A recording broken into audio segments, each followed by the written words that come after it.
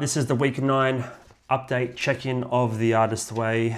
Honestly, it feels exactly the same as last week, week 8.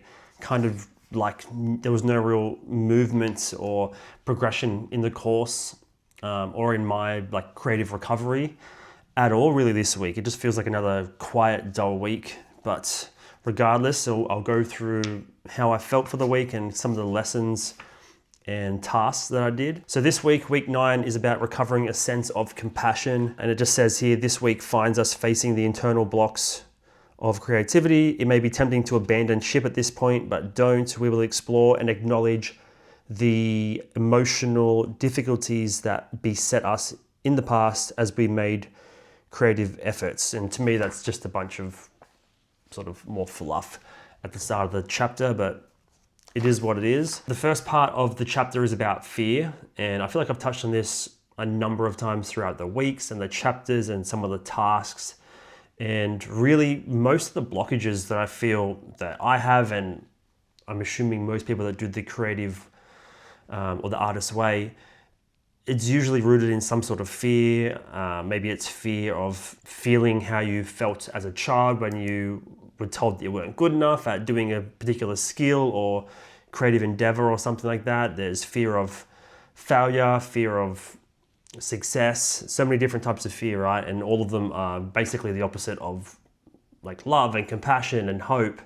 So they're all the things that probably make the best art. So yeah, like fear is always going to be embedded in some capacity within any of these blockages that myself or anyone is dealing with. So fear is to be expected. And it kind of just goes through about being compassionate when you acknowledge there is fear. So it just says, there's a couple of little lines here that are underlined saying, blocked artists are not lazy, they are blocked. Being blocked and being lazy are two different things. The blocked artist typically expends a great deal of energy, just not visibly. So basically, you spend a lot of time thinking about it. I know I do. You spend a lot of energy thinking about things and avoiding things and procrastinating on things. And you feel like you're getting somewhere in a sense because you're using energy, creative energy, mental energy on these things, but you actually don't have anything to visibly show for it or that you've produced. And then it says the blocked artist spends energy on self-hatred, on regret, on grief, and on jealousy. And the blocked artist spends energy on self-doubt. But the blocked artist does not know how to begin with baby steps. I just made a little note here saying terminology matters. Different words exhibit different connotations. So she says here that blocked artists are not lazy, they're blocked. So it's kind of just reframing the negative self-talk or self-doubt into what it really is a lot of the time. It just says, do not call procrastination laziness, call it fear. Fear is what blocks an artist. Love is the only thing to combat fear. And yeah, it just says use love for your artist to cure its fear. So it's basically saying fear is going to be at the root of most of these things. And if you can recognize that and somehow reframe it or respin it in your head into more of a loving attitude, a self-care attitude that has a bit more patience and grace, and give yourself permission to work around that fear, then I mean that's just one quick tool you can use. Again, it's kind of fluffy. It seems good in theory, but in practice, it is hard to just be like, oh, it's fear. I'm going to stop giving into that fear and just give myself love and care, and immediately it's going to be fixed. Like this stuff takes time, and just working on it day in, day out. Just like any successful artist or anyone that you admire, if you look at an interview with them or anything like that, it's always about the daily habits, and that can be in the form of the daily like creativity, writing daily or painting daily, or whatever it is. But it's also the daily habits and routines that live within us and the way we interact with the world. All of that plays in. So it's really it truly is a daily practice for the creativity and for the mental side of things as well. And over the page, this next part was pretty interesting to me as well. She's just talking about enthusiasm, and she just says, being an artist requires enthusiasm more than discipline. And I kind of touched on this last week in the sense of audacity being perhaps somewhat or even sometimes more necessary than talent itself. And it's kind of in the same vein here that enthusiasm is required more so than discipline at times. And I guess you can kind of correlate enthusiasm and audacity kind of in that same vein of wanting something and going and getting it. Enthusiasm is not an emotional state, it's a spiritual commitment. It's an ongoing energy supply that's tapped into the flow of life itself. And it's grounded in play, not work. You're usually not that enthusiastic about going to work, but you're enthusiastic about doing playful things, hanging out, catching up with friends, like consuming art. So yeah, being an artist requires enthusiasm more than discipline. I wouldn't say I'm super disciplined. I strive to be disciplined in terms of my workflow, my day, my habits, the way I do meals and things like that. I'm not necessarily enthusiastic about it, but I'm disciplined with it. So yeah, kind of spinning that on its head in my creative elements is an interesting take. Just being enthusiastic about it. It's not supposed to be work, it's supposed to be fun. And I know for me, and I'll touch on it later in some of this week's tasks, is that I try to put too much structure and discipline around everything in life because it provides me comfort, because it's served me well in other elements of life. So the next part of the chapter is about creative U-turns. And essentially it's just about, I guess, sabotaging in some sense a plan. Maybe you got a project started or you're about to get it started, then you did a U-turn or a 180 right at the 11th hour before you started the thing, or maybe even whilst the thing was already successful. And just kind of acknowledging U-turns and just self-sabotage and these little moments of self-defeat that stop us from going down the road further or going down our own path or journey further, and just kind of stopping, doing a U-turn and then heading back to where we came from, which is obviously a regressive mentality, and it's not going to really propel us forward in growth. So yeah, just acknowledging U-turns, and I think I touched on that in one of the tasks for the week as well. And looking at the rest of the chapter, nothing really stood out. I usually gauge how interesting or relevant the chapter is, and the note and the segments within each chapter are to me based on how many underlines and sort of marginalia that I take. And the only real thing I underlined on the last 3 pages was a line that just says, "Blocks are seldom mysterious." And yeah, I found that to be true. And going back to the start of the chapter about fear, we always kind of know what the blocks are stemming from and what they are. We know what they are. It's just a matter of how can we attack it from different avenues and deconstruct it, I suppose. Yeah, and they're seldom mysterious. They're always right there under our nose. We know where they came from. We might not know why they persist, but yeah, as long as we can acknowledge them, they don't remain mysterious. So that's the chapter for the week. And going through the check-in for the actual morning pages, I did 6 days this week, and I was sick with man flu for half the week, so it wasn't terribly interesting. I was basically laid up on the couch for all of Easter, and there wasn't much in the pages that was too revealing of how I was feeling and everything like that, because like I said, most of the week I was just laid on the couch watching TV, and there wasn't really anything to think about other than getting better. I'm just going to have a flick through the pages here, see if anything stands out.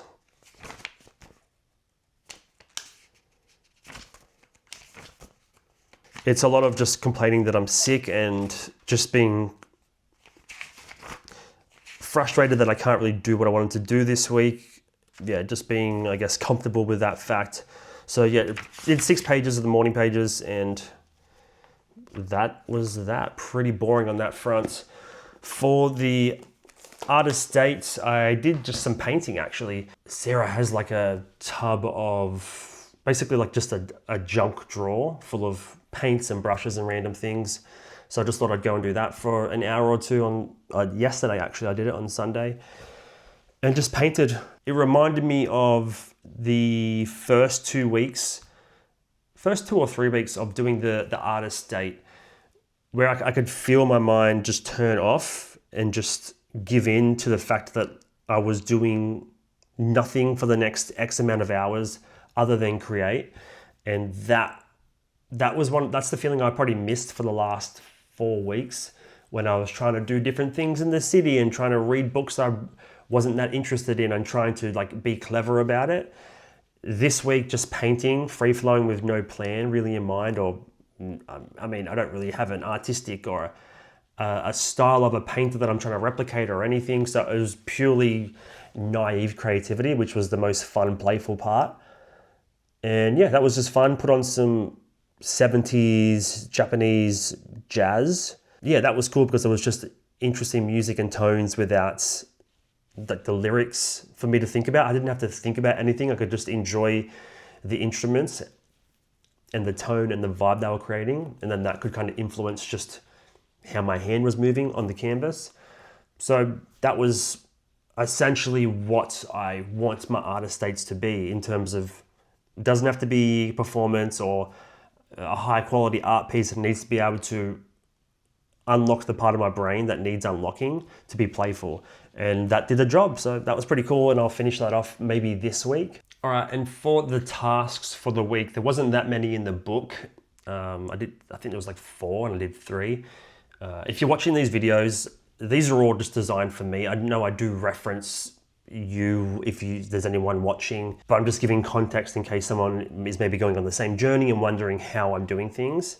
So the tasks are in the book, and I already scribbled inside the book, but at the end of every chapter there's a bunch of tasks, and because I'm quite scribbly and wordy and I don't want to ruin the book too much, I have downloaded, well, someone's made in Notion, the Artist's Way, like complete database of all the tasks. So I can kind of just come in here and do it digitally. Hence why I'm always reading off the screen every week. So if you're interested in that, leave a comment below or something. I can link to it. It's completely free. It gives me a digital version, which I can reference and search later. So 3 of the tasks for the week. This one is called Priorities, and it says list a year of creative goals.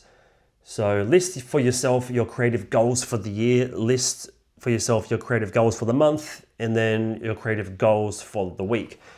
I did a similar one last week, but I'll run through it here now.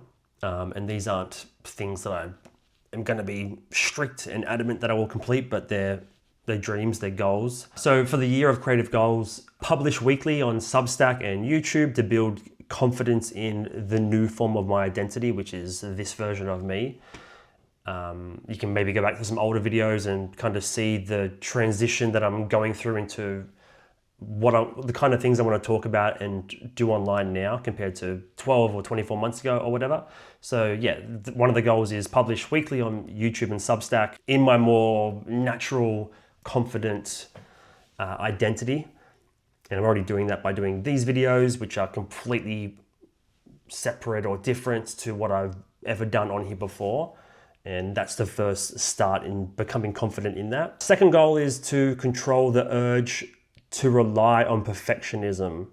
So basically, sometimes I don't feel confident enough in my voice and my knowledge and my ability to communicate and express. So then I rely on perfectionism, touched on it a bazillion times in these videos, and just rely on maybe the production or the planning elements. If I can get them perfect, maybe they can hide the fact that what I'm doing or what was within me is not enough. So maybe the level of perfection or production can kind of even it out, if that makes sense.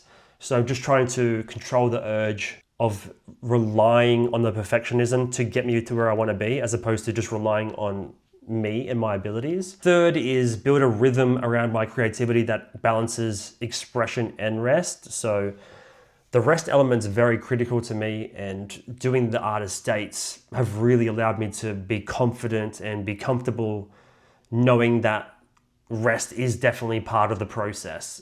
I'm not going to get to where I want to go if I'm neglecting the rest element all the time. So yeah, balancing expressing things and then holding back and resting and then just refueling and then obviously building momentum from there. Another creative goal for the year is continue learning about and being inspired by new artists and new art forms.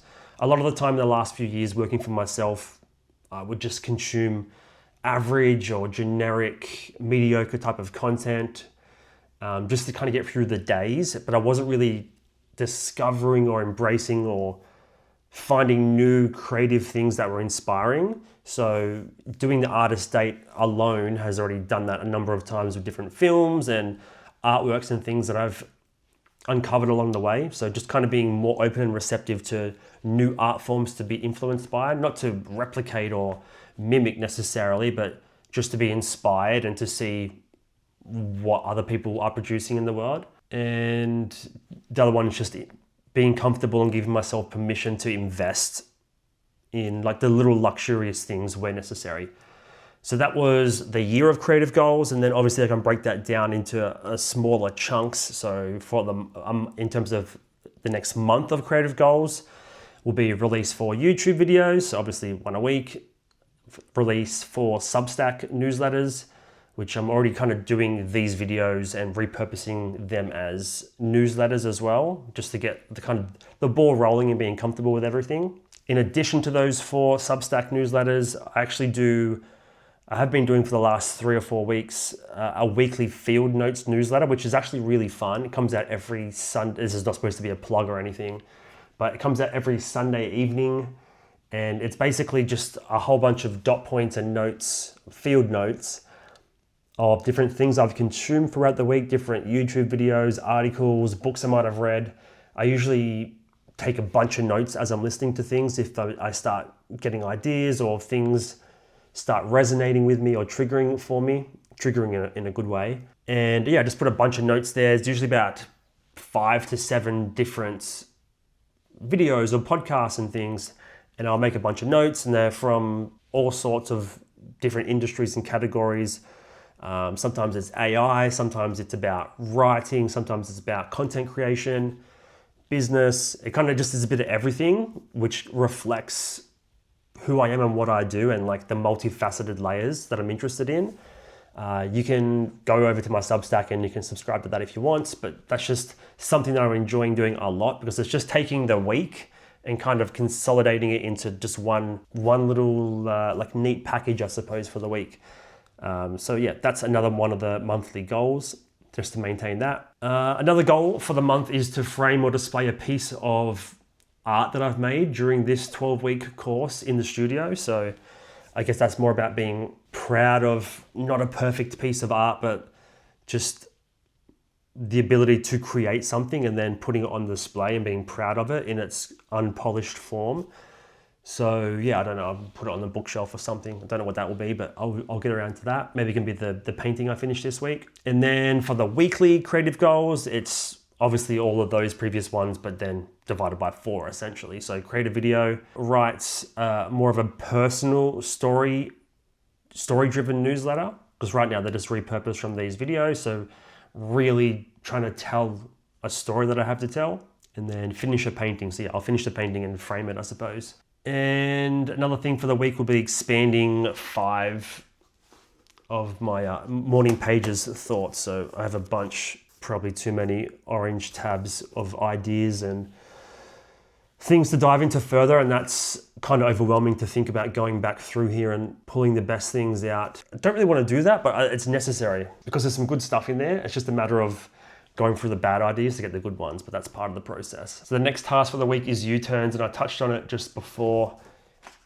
when it was mentioned in the chapter. So yeah, Uturns, things we are in the process of starting or have started, and then we backtrack and back our way out of it essentially. So it just says list your creative U-turns, name 3 of them, name one that just kills you, and then forgive yourself for the failures. So 3 creative U-turns. So speaking of the newsletter, the Substack, I don't know if it was a year, it might have been 2 years ago. I believe it was 2 years ago, probably mid-year, I built my website and wanted to do a newsletter and everything attached to it. I promoted it on the YouTube channel and mentioned it, and I had about a dozen people sign up with their emails, and then I didn't do anything with it.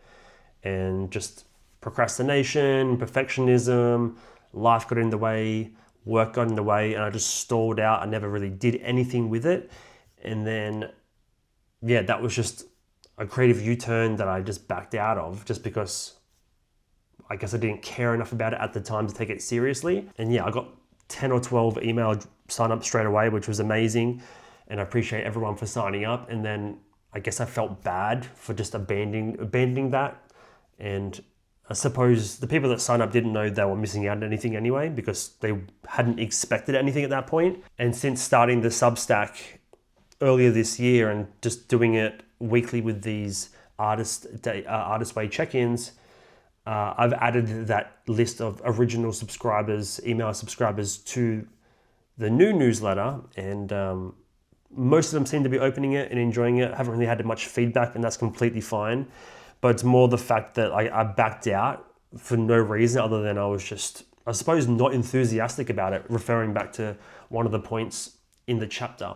So that's one of them. A second U-turn is the vlog I scrapped a couple of weeks ago. So I was getting my creative juices going, being inspired by the books and the chapter and the lessons and the morning pages. And I got back to my old ways. I filmed a vlog, I think I did like a 3 or 4 days, sort of just like a week in the life vlog. And then I sat down to edit it on the weekend, and it just didn't feel like what I was trying to do. I just slipped back into my old ways. It was kind of performing in the same vein and the same style that I used to in the niche and the sort of arena that I used to make videos in. And I wasn't really tapping in to what I was trying to do. I was just reverting and regressing to the previous version that had a very minor level of success here and there, and just, resorting to the comfortable option instead of the real option. And then I realized that in the edit, and then just scrapped the whole thing. And that was a creative U-turn, but I feel like it was a worthy one, and it was worth ditching because it was just almost just like a testing myself subconsciously somehow.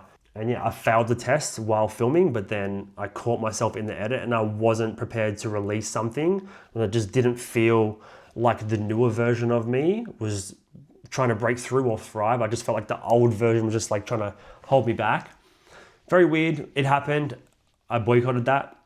It would never see the light of day. And it was nothing profound anyway. It was just me walking around the house, doing work and eating food. And then the third creative U-turn was just pulling back from momentum on YouTube. I've gone through so many ups and downs and breaks and sprints.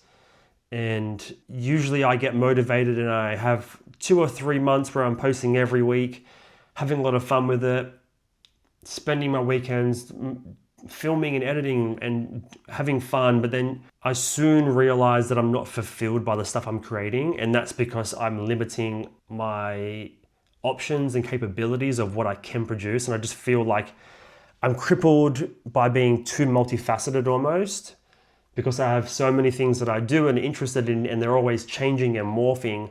I feel like I need to pick one thing and do that and showcase that only. And if I do too many things outside of that, then it just doesn't make sense for the universe. When it doesn't need to make sense for the universe, it needs to make sense to me. And I just kind of go in and out of these ways of abandoning, coming back with new interest and passion and enthusiasm. And then, just going through these cycles. And I don't regret taking the breaks all the time, but I feel like I need to trust my gut and intuition more and just do what feels right as opposed to what I feel like I should be doing a lot of the time. I just feel crippled in a sense because I want to do a million things and I can't do them all at once. And that's the one that sticks out to me the most, the one that kills me the most. And like I said, I'm not regretful necessarily that I go through waves, and people might think he's complaining again because he's not fulfilled, he doesn't know what he's doing, and I've just gotten to the point where I don't care anymore. I do care, but I care for me. I don't really care what the viewer thinks necessarily. I want to give value and be helpful and things like that. But I come first. I can't put valuable videos out there if I'm not finding value in the process myself. So it's just that fine line, that balance. And just being comfortable, just doing whatever the fuck I want. And doing 12 weeks of these videos has really allowed me to get there faster, because these videos are literally just me checking in, talking about a bunch of my feelings and journal notes and everything like that. And they don't really get more kind of real and just honest than this, really. Like I'm talking about journaling and personal reflection and personal growth. So if I can do this, I can basically do whatever I want. As long as I'm not hurting anybody in the process or breaking any rules or doing anything illegal, it's all fair game. And then another part of this task just says, forgive yourself, basically. And I just wrote, I forgive myself for holding back when I needed to move forward. I forgive myself for mistaking hesitation for safety. I forgive myself for growing slower than I thought I should. And I forgive myself for protecting older versions of me instead of trusting the new one. So yep, that's some U-turns. And then the big whopper, the big one for the week was go back through your morning pages.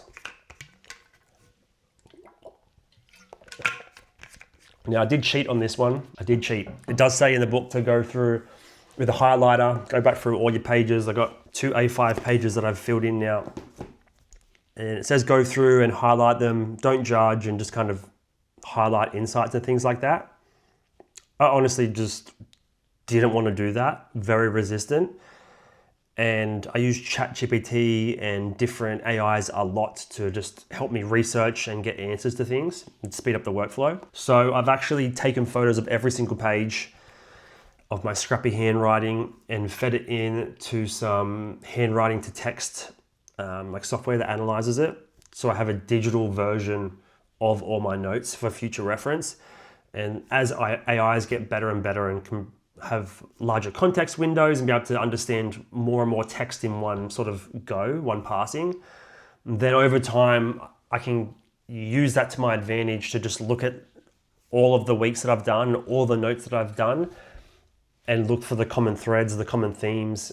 And that's what I did this week. So if you're an artist way disciple, you might not like this approach, but it's my approach. It is what it is. It saved me a bunch of time, and this is not a perfect thing, but I mean, it saved me a bunch of time and it gave me the insights, so that's all that matters to me.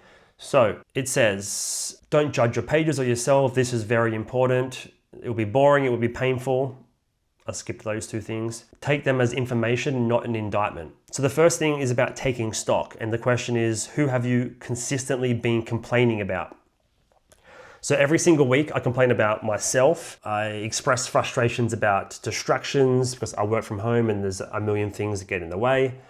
My inability to focus and my constant feelings of doubt in lots of different things, not just creation or anything like that. And I'm hard on myself a lot of the time when I don't meet the standards that I have set.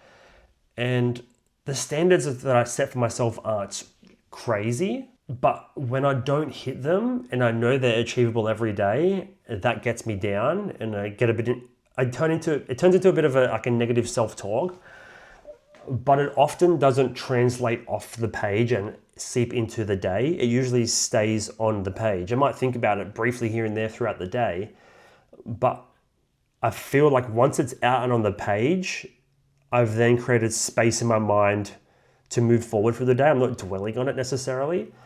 Once I've gotten it out on the page, it's kind of cleaned the slate for that day at least. So that's one thing I've been complaining about every single week. One other thing is tech distractions and shiny tools.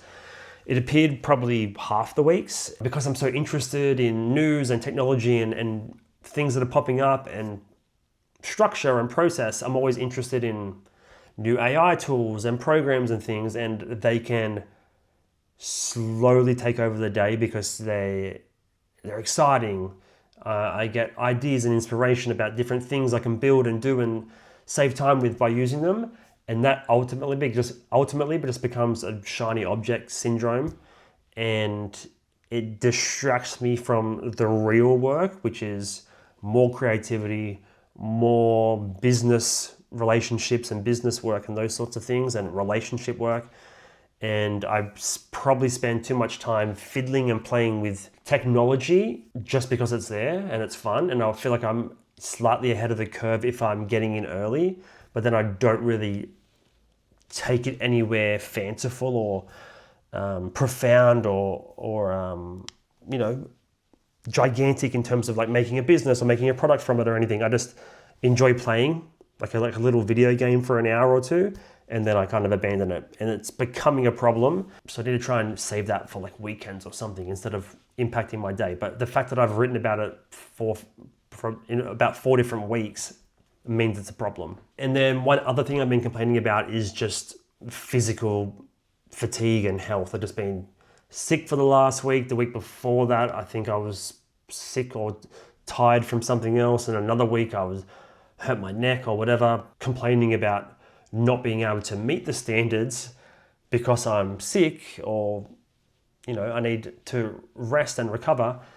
So they kind of all feeding into each other. So the second part of the take stock question is, what have you procrastinated on? A lot of the times I'm procrastinating on the morning pages themselves. I'm skipping a day. I'm doing them late in the afternoon. I've mentioned that heaps of times. And sometimes I'm just writing in there, I don't have any discipline, or I got nothing to write today, or I'm too tired to finish all 6 pages. So I'm procrastinating the actual morning pages within the morning pages. So being resentful of the actual thing that's allowing the growth.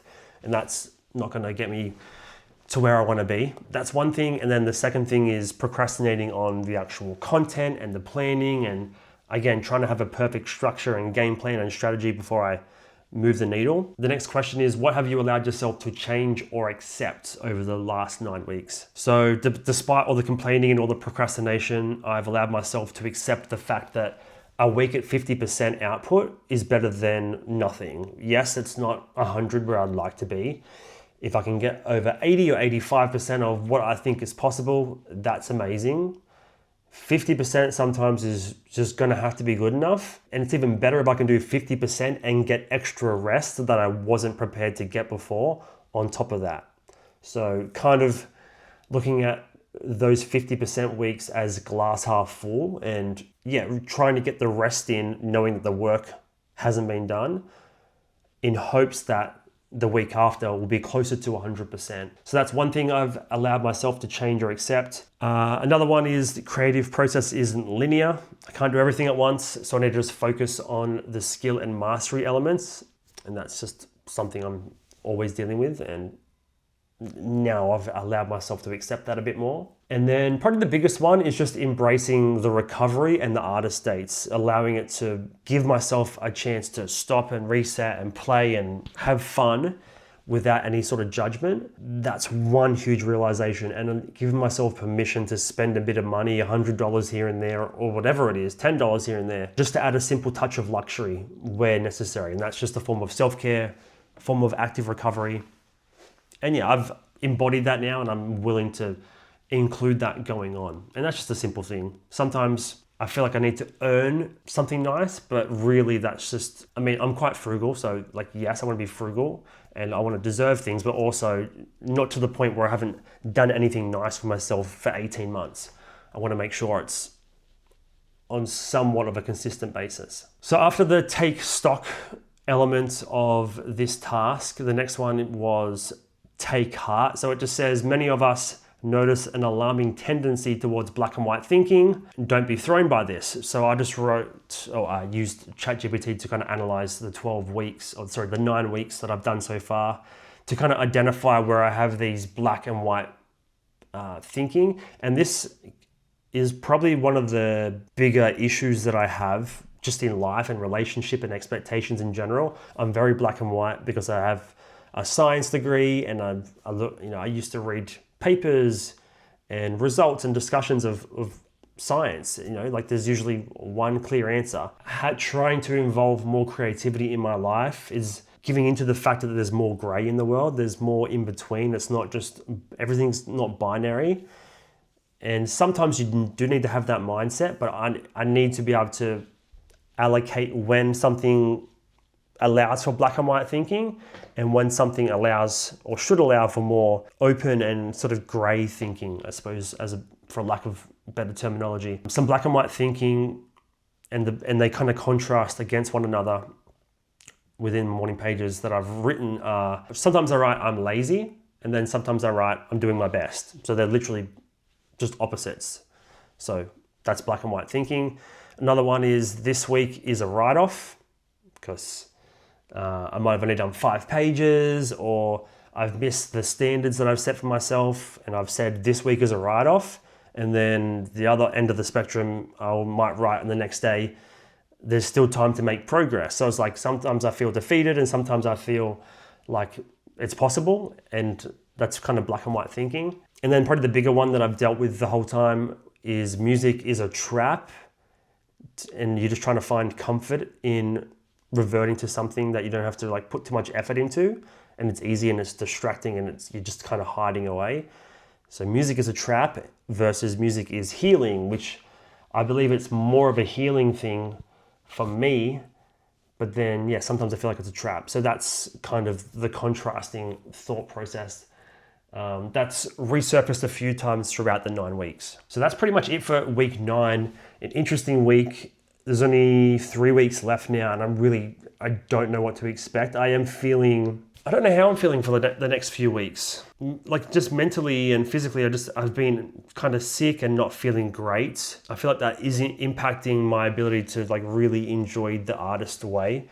So I want to make sure these last 3 weeks are really, really on point. I'm doing as many pages as possible, and I'm enjoying the artist dates and trying to unlock these last few kind of blocks, because I don't know what to expect after the course. I wasn't really going into it with the expectation that I'm going to have this huge revelation and huge outflow of creativity and inspiration at the end of it. But it's really about awareness, self-awareness and understanding of like myself, I suppose. So I really don't know what's going to happen at the end of the 12 weeks. It feels like it's going to be like streamers are going to come down from the ceiling, and it's going to be a party and everything's going to make sense and everything like that, but that is definitely not what's going to happen. And yeah, I think I just have to be comfortable and just cruise into it, do my best, be enthusiastic, have fun, and just chip away at those kind of goals that I mentioned earlier for the week, the month, and the year ahead. So appreciate you guys. I'll see you next week.